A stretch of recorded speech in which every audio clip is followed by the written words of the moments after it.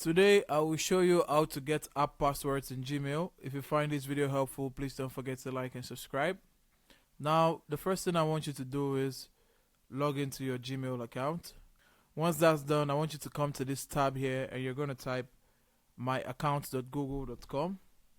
And once you get into myaccount.google.com, you're going to come to security. Under security, you're going to ensure that two-step verification has been enabled. Then now you're going to go to myaccount.google.com/app passwords. Now this is where you're going to find all of your app passwords, and it says app passwords help you to sign into your Google account on older apps and services that don't support modern security standards. And app passwords are less secure than using up-to-date apps and services that use modern security standards. So before you create an app password, you should check if.